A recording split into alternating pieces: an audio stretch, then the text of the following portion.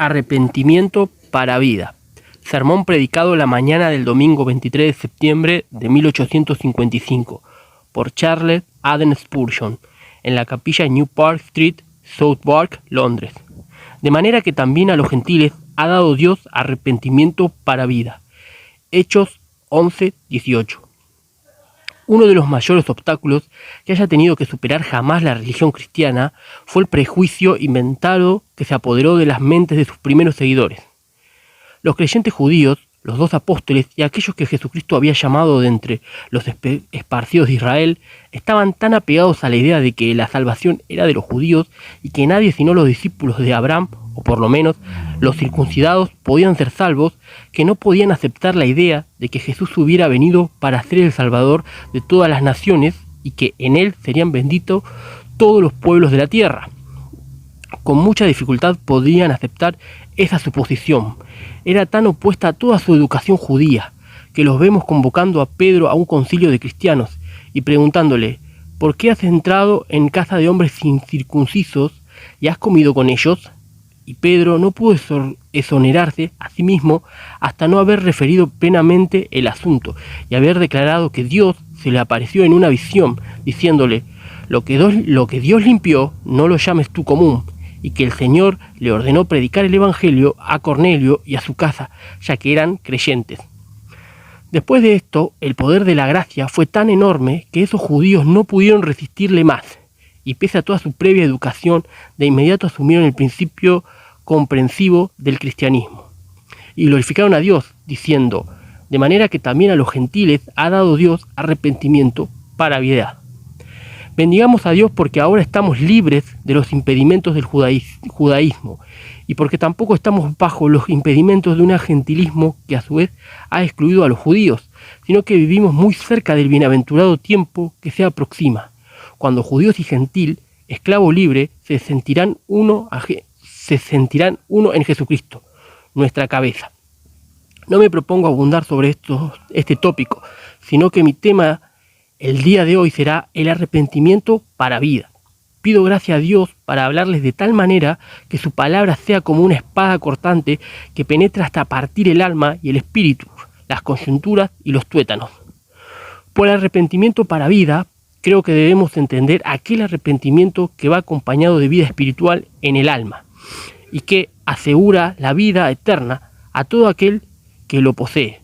El arrepentimiento para vida, afirmó, trae consigo vida espiritual, o más bien es la primera consecuencia procedente de esa vida. Hay arrepentimientos que no son dignos de vida, excepto de vida natural, porque solo son efectuados por el poder de la conciencia y la voz de la naturaleza que habla en los hombres.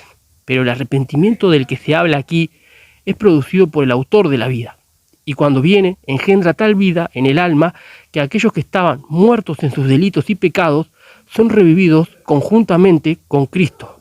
Aquellos que no tenían receptividad espiritual ahora reciben con mansedumbre la palabra implantada. Aquellos que dominaban en el propio centro de la corrupción reciben el poder de convertirse en hijos de Dios y de estar cerca de su trono. Yo creo que este es el arrepentimiento para vida, aquel arrepentimiento que da vida a un espíritu muerto. También he dicho que este arrepentimiento asegura la vida eterna, pues hay arrepentimientos de los cuales oyes hablar a los hombres que no aseguran la salvación del alma. Algunos predicadores afirman que aunque los hombres pueden arrepentirse y creer, también pueden apostatar y perecer. No pretendemos consumir nuestro tiempo haciendo un alto para exponer su error ahora. A menudo hemos considerado eso antes y hemos refutado todo lo que pudieran decir en defensa de su dogma. Pensamos en un arrepentimiento infinitamente mejor. El arrepentimiento de nuestro texto no es ese arrepentimiento, sino que es un arrepentimiento para vida. Un arrepentimiento que es un verdadero signo de salvación eterna en Cristo. Un arrepentimiento que nos preserva en Jesús a través de este estado temporal y que, cuando hayamos pasado a la eternidad, nos proporciona una bienaventuranza que no puede ser destruida. Arrepentimiento para vida es la salvación real del alma. Es el germen que contiene todos los elementos esenciales de la salvación, que los resguarda para nosotros y que nos prepara para ello. En este día hemos de presentar una atención acompañada de oración al arrepentimiento que es para vida. Primero, voy a dedicar unos cuantos minutos a la consideración del arrepentimiento falso. En segundo lugar, voy a considerar los signos que caracterizan al verdadero arrepentimiento. Y posteriormente enalteceré la caridad divina, de la cual está escrito, de manera que también a los gentiles ha dado Dios arrepentimiento para vida. Primero, entonces, consideremos ciertos falsos arrepentimientos. Voy a comenzar haciendo esta observación que espantarse bajo el sonido del Evangelio no es arrepentimiento. Hay muchas personas que cuando oyen un fiel sermón evangélico permanecen agitadas y conmovidas, mediante un cierto poder que acompaña las palabras. Dios da testimonio de que se trata de su propia palabra y provoca en aquellos que la oyen un cierto temblor involuntario. He visto a algunas personas cuando las verdades de la Escritura han resonado desde este púlpito, cuyas rodillas han temblado chocando entre sí, cuyos ojos han derramado lágrimas como si hubiesen sido fuentes de agua. He sido testigo de la profunda depresión de su espíritu, cuando, según me han dicho algunos de ellos, fueron sacudidos hasta el punto de no saber cómo soportar el sonido de la voz, pues era semejante al terrible trompeta del Sinaí, tronando únicamente su destrucción.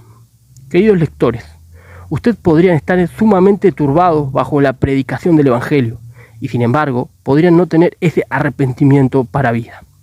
Ustedes podrían saber lo que es estar muy seria y profundamente afectados cuando asisten a la casa de Dios, y sin embargo, podrían ser pecadores endurecidos.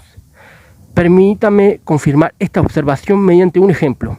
Pablo compadeció ante Félix con sus manos encadenadas, y cuando disertaba acerca de la justicia del dominio propio y del juicio venidero, está escrito que Félix se espantó, y sin embargo, por buscar dilaciones, Félix se encuentra en la perdición, en medio del resto de personas que han dicho, prosigue tu camino por esta vez. Cuando encuentres un tiempo adecuado, te buscaré. Hay muchas personas que no pueden asistir a la casa de Dios sin alarmarse. Ustedes saben lo que es estar espantados ante el pensamiento de que Dios los castigará. Puede ser que con frecuencia hayan sido instruidos a una emoción sincera bajo la influencia del ministro de Dios, pero permítanme decirles que, a pesar de todo, podrían ser desechados porque no se han arrepentido de sus pecados y se han vuelto a Dios. Peor aún, es muy posible que no solamente se espanten ante la palabra de Dios, sino que podrían volverse a Agripas amigables y estar por poco persuadidos a volverse a Jesucristo, y sin embargo no tener ningún arrepentimiento. Podrían ir más allá y llegar a desear el Evangelio. Podrían decir, oh, este Evangelio es algo tan bueno que yo quisiera recibirlo. Asegura tanta felicidad aquí y tanto gozo en el más allá que quisiera poder llamarlo mío. Oh, es bueno oír de esta manera esta voz de Dios. Pero podrían quedarse tranquilos y mientras algún texto poderoso es predicado adecuadamente, podrían decirse, creo que es verdad, pero tiene que entrar en el corazón antes de que puedan arrepentirse. Puedes incluso caer de rodillas en oración y puedes pedir con labios aterrados que esto sea de bendición para tu alma, y después de todo, podría ser que no fueras un hijo de Dios. Podría decir como Agripa le dijo a Pablo, por poco me persuades a ser cristiano. Sin embargo, igual que Agripa, podrías no pasar más allá del por poco. Agripa estaba casi persuadido a ser cristiano, pero no plenamente convencido. Ahora, ¿cuántos de ustedes han estado por poco persuadidos y sin embargo no están realmente en el camino de la vida eterna? Cuán a menudo la convicción los ha conducido a caer de rodillas y por poco se han arrepentido, pero han permanecido allí sin arrepentirse realmente. ¿Ven aquel cadáver? Murió recientemente. Todavía no ha adquirido la lividez mortal. Su color se semeja todavía a la vida. Su mano está tibia todavía. Podría pensarse que está vivo y casi pareciera respirar. Todo está íntegro. El gusano escasamente lo ha tocado. La descomposición escasamente se ha presentado. No hay ningún olor fétido. Sin embargo, la vida se ha ido y no hay ninguna vida allí. Lo mismo sucede con ustedes. Por poco están vivos.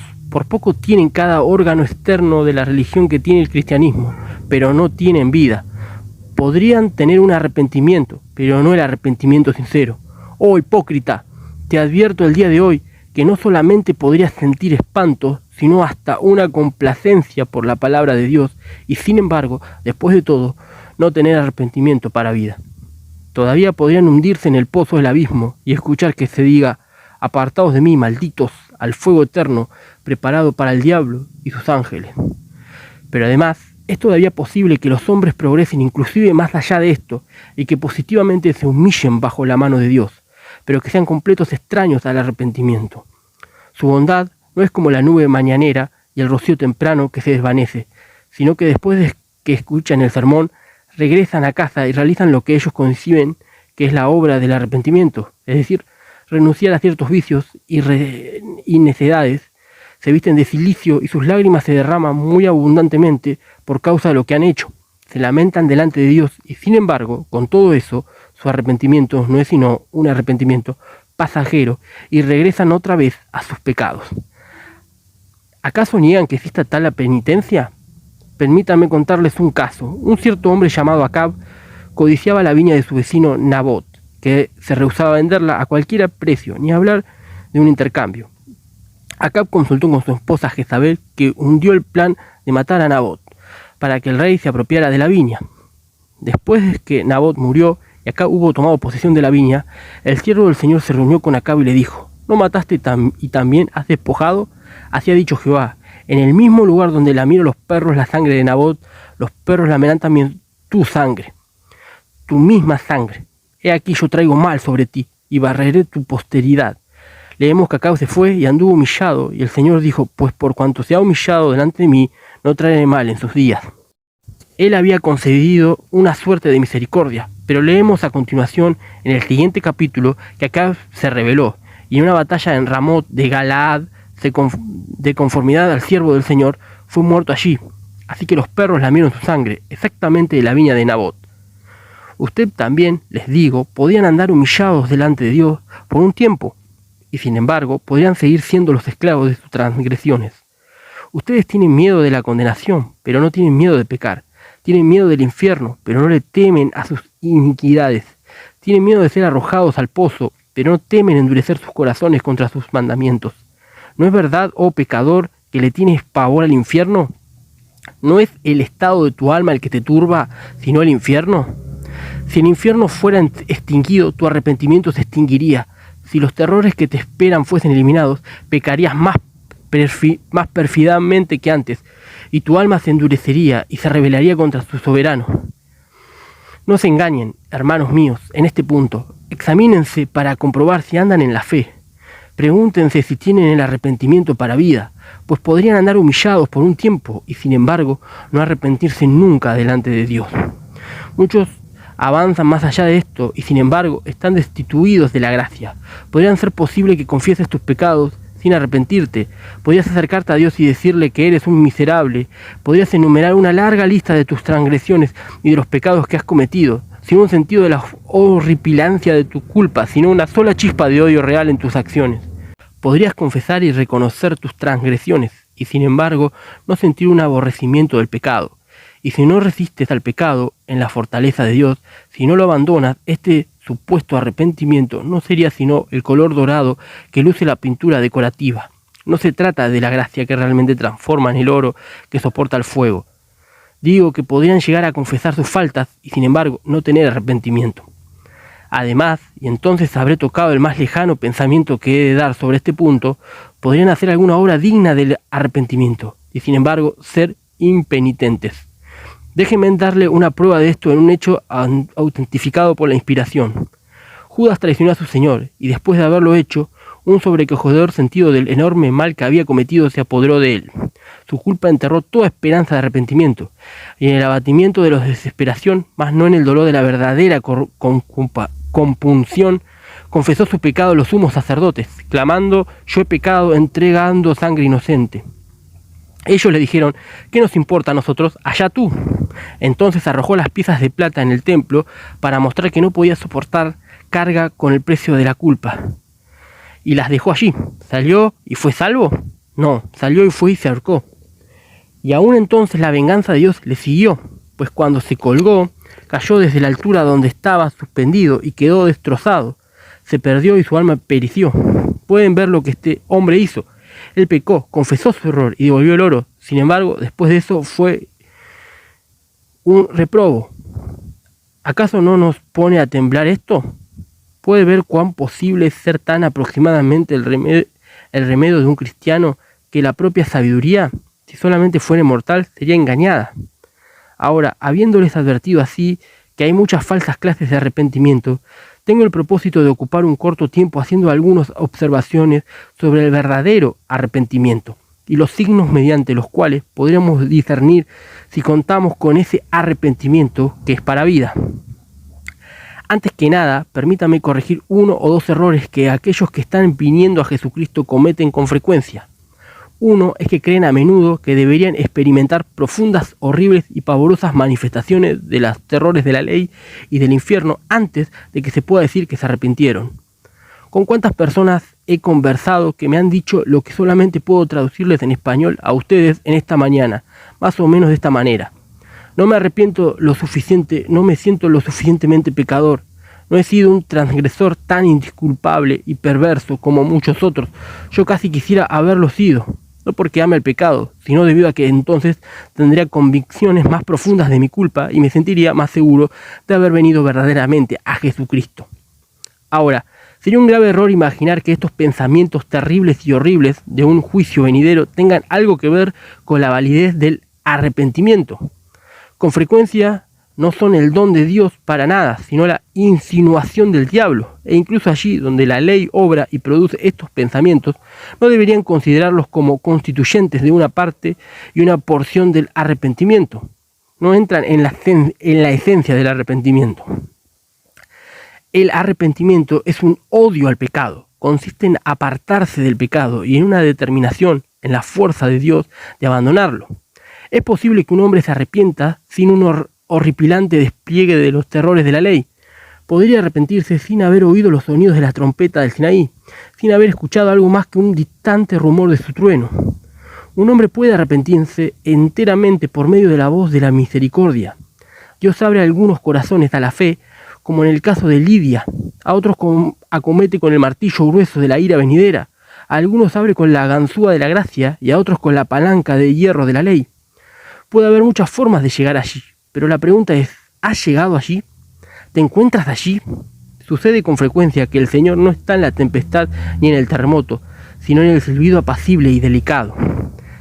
Hay otro error que muchas pobres personas cometen cuando están pensando en la salvación, y es que no se pueden arrepentir lo suficiente. Se imaginan que si se arrepintiesen hasta un cierto grado serían salvos. Oh Señor, dirían algunos de ustedes, no tengo suficiente contrición. Amados, permítanme decirles que no hay ningún grado eminente de arrepentimiento que sea necesario para la salvación. Ustedes saben que hay grados de fe, sin embargo, la mínima fe salva. También hay grados de arrepentimiento, y el mínimo arrepentimiento, si es sincero, salvará al alma. La Biblia dice, el que creyere será salvo. Cuando dice eso, incluye el grado más pequeño de fe. También cuando dice arrepentidos y convertidos para que sean borrados vuestros pecados, incluye al hombre que tiene el grado más bajo de arrepentimiento real. El arrepentimiento, además, no es nunca perfecto en ningún hombre en este estado mortal. Nunca alcanzaremos la fe perfecta que esté enteramente libre de dudas y nunca alcanzaremos el arrepentimiento que sea libre de alguna dureza de corazón. El más sincero penitente que conozcas se sentirá parcialmente impenitente. El arrepentimiento es también un acto continuo durante la vida entera. Crecerá continuamente. Yo creo que un cristiano en su lecho de muerte se arrepentirá más amargamente de lo que hizo jamás. Arrepentirse es algo que ha de hacerse durante toda la vida.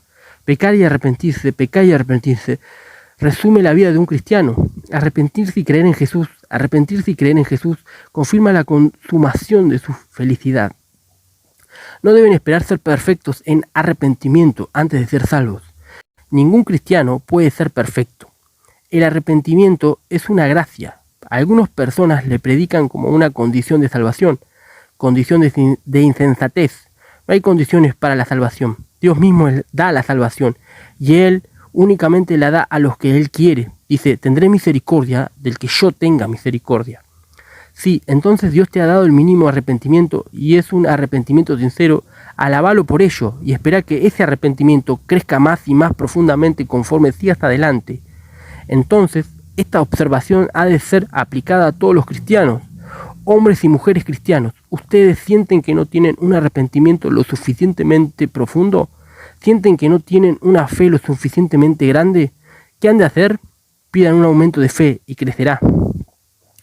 Lo mismo sucede con el arrepentimiento. ¿Han tratado alguna vez de alcanzar un profundo arrepentimiento?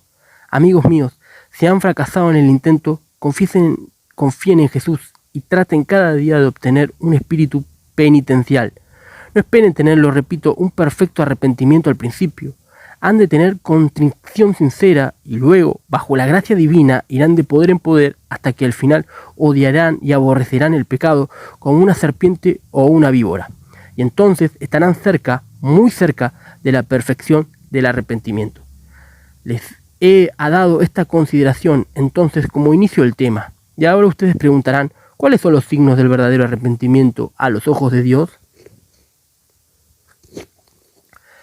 Primero, les digo que hay pena en él.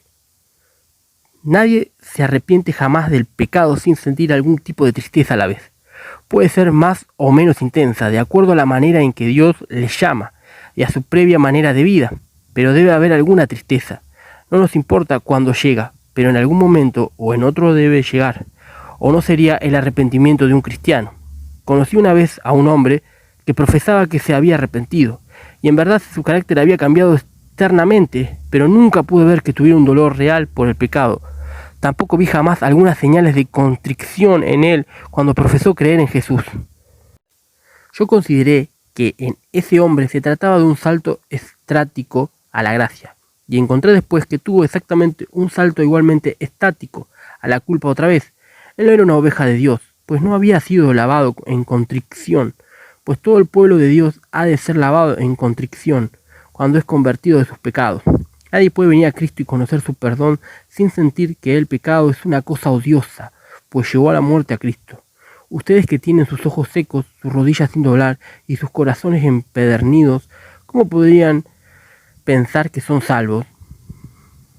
El Evangelio promete salvación únicamente a aquellos que realmente se arrepienten. Sin embargo, para no herir a ninguno de ustedes y hacerles sentir algo que no es mi intención hacerles sentir, permítanme observar que no quiero decir que deben derramar lágrimas reales. Algunos hombres tienen una contrición tan dura que no podían derramar una sola lágrima. He conocido algunas personas que han sido capaces de suspirar y de gemir, pero las lágrimas no brotan. Bien, yo digo que aunque las lágrimas suministran a menudo evidencia de contrición, podrían tener arrepentimiento para vida sin ellas. Lo que yo quisiera que entendieran es que debe haber un dolor real.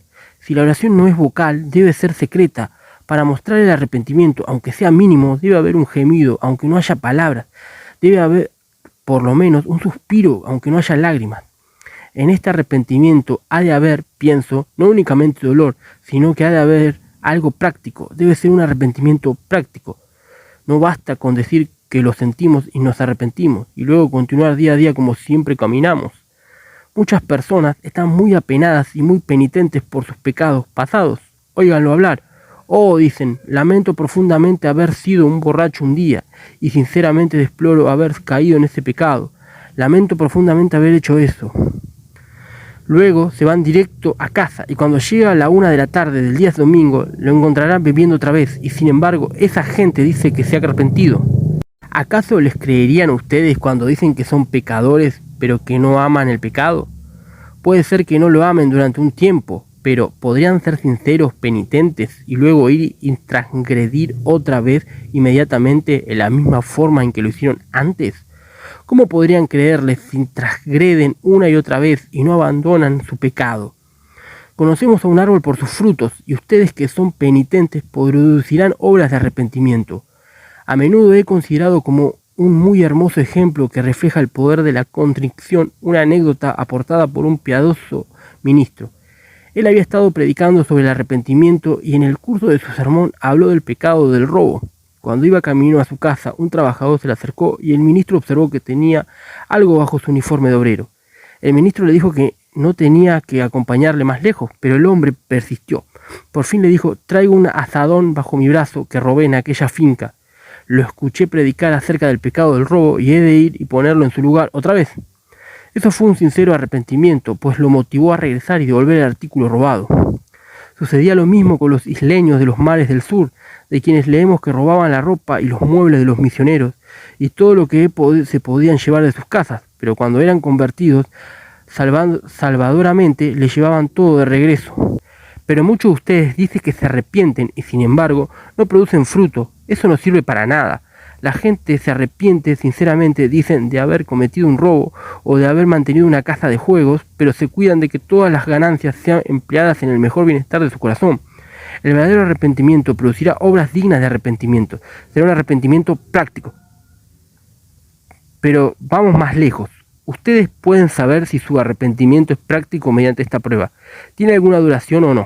Muchos de sus arrepentimientos se asemejan al rubor ético de la persona tísica, que no es ninguna señal de salud. Muchas veces he visto a algún joven en un trance de piedad recién adquirida, pero poco firme. Y él ha creído que ha estado a punto de arrepentirse de su pecado. Durante algunas horas, tal persona está profundamente contrita delante de Dios y por semanas renuncia a sus necedades.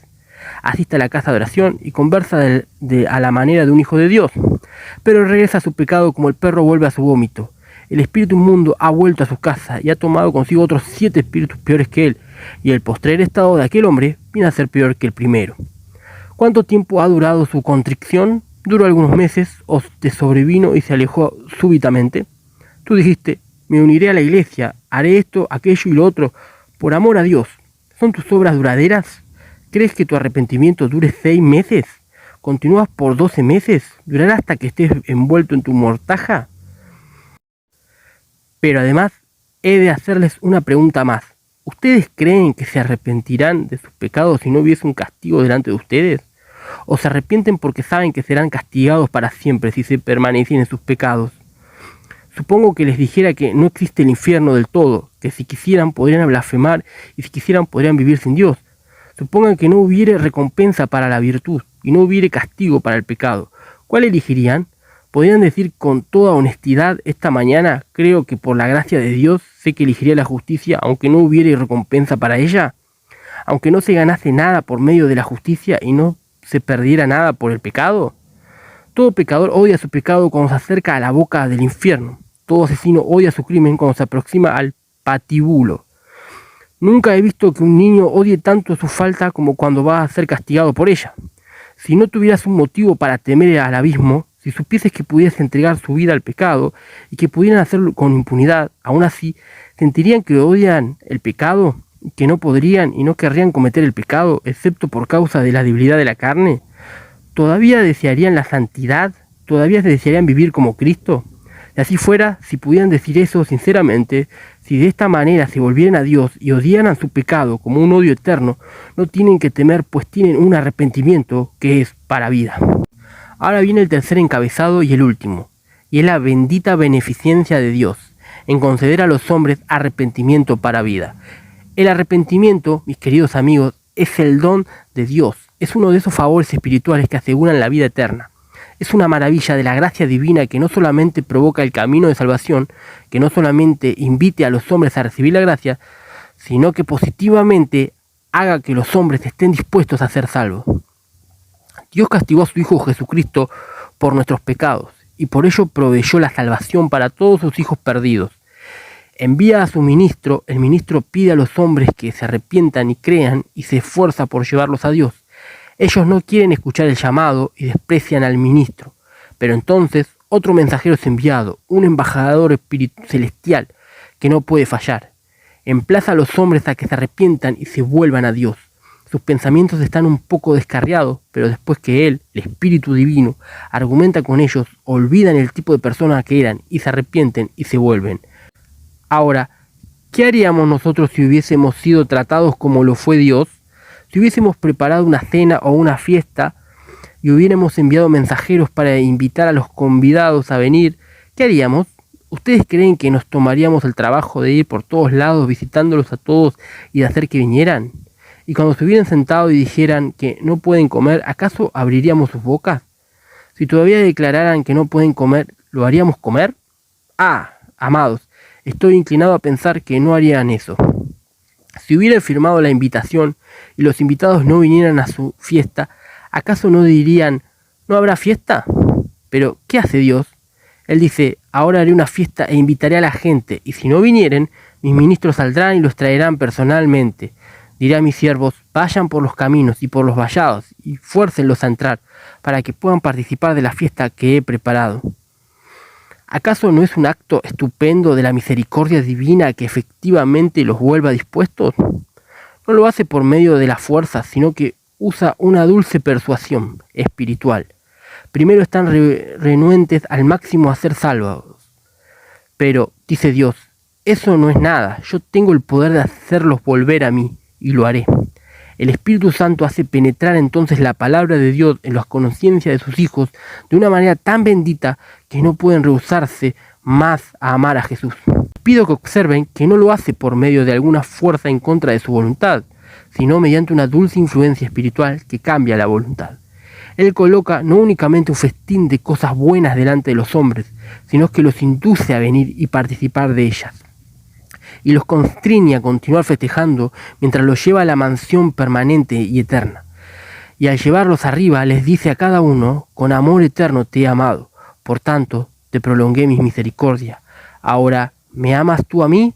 Oh Señor, claman, tu gracia al traernos aquí demuestra que nos amas, pues nosotros estábamos renuentes a venir. Tú dijiste, irán, y nosotros dijimos que no iríamos, pero tú no hiciste ir. Y ahora, Señor, te bendecimos y te amamos por esa fuerza. Fue un premio divino. Yo era un cautivo que forcejeaba, pero fui conducido a estar dispuesto. Oh, gracia soberana, somete mi corazón. Quiero ser conducido en triunfo también. Un cautivo dispuesto para mi Señor, para cantar los honores de su palabra. Bien, ahora, ¿qué dicen ustedes? Algunos dirán, Señor, he estado tratando de arrepentirme durante largo tiempo. En penas y aflicciones he estado orando y tratando de creer, y haciendo todo lo que pueda. Les diré algo, lo intentarán por tiempo indefinido antes de ser capaces de hacerlo. Esa no es la forma de alcanzarlo. Oí la historia de dos caballeros que iban de viaje. Uno de ellos le dijo al otro, no sé cómo haces, pero da la impresión que tú recuerdas siempre a tu esposa y tu familia, y todo lo que están haciendo en casa. Y da la impresión que tú conectas todas las cosas que te rodean con ellos, pero yo trato de recordar a mi familia constantemente y sin embargo nunca logro hacerlo. No, respondió el otro, esa es precisamente la razón por qué no puedes, porque lo intentas. Si pudieras conectarlos con cada pequeña circunstancia que encontramos, fácilmente los recordarías. En tal y tal momento pienso ahora, se están levantando, y en tal y tal momento ahora están en oración, en tal y tal hora ahora están desayunando. De esta manera los tengo siempre delante de mí. Creo que lo mismo sucede con relación al arrepentimiento. Si un hombre dijera, quiero creer, y tratara mediante algún medio mecánico de inducirse al arrepentimiento, sería un absurdo y nunca lo lograría. Pero la manera en que puede arrepentirse es, por la gracia de Dios, creyendo y pensando en Jesús. Si viera el costado sangrante de la corona de espinas, las lágrimas de angustia, si tuviera una visión de todo lo que Cristo sufrió, no tengo temor de afirmar que se volvería a Él en arrepentimiento. Apostaría a la reputación que yo pudiera tener en las cosas espirituales, afirmando que un hombre no puede, bajo la influencia del Espíritu Santo de Dios, contemplar la cruz de Cristo sin un corazón quebrantado. Si no fuera así, mi corazón sería diferente al de todos los demás. No he conocido nunca a nadie que hubiera reflexionado y mirado la cruz que no hubiera descubierto que la cruz engendró arrepentimiento y engendró fe. Miramos a Jesús si queremos ser salvos y luego decimos, sacrificio admirable, que Jesús haya muerto así para salvar a los pecadores. Si quieres la fe, debes recordar que Él la da. Si quieres el arrepentimiento, Él lo da. Si quieres vida eterna, Él la da liberalmente. Él puede forzarte a sentir tu gran pecado y llevarte al arrepentimiento por la mirada de la cruz del Calvario y el sonido del mayor y más profundo clamor de muerte. Eloí, Eloí, lama sabactani, Dios mío, ¿por qué me has desamparado? Eso engendrará arrepentimiento, eso te dará a llorar y decir, ¡ay! Y mi Salvador sangró y mi soberano murió por mí. Entonces, amado amigo, si quisieras tener arrepentimiento, este es mi mejor consejo para ti. Mira a Jesús, y que el bendito dador de todo arrepentimiento para salvación te guarde de los falsos arrepentimientos que he descrito y te dé ese arrepentimiento que existe para vida. Amén.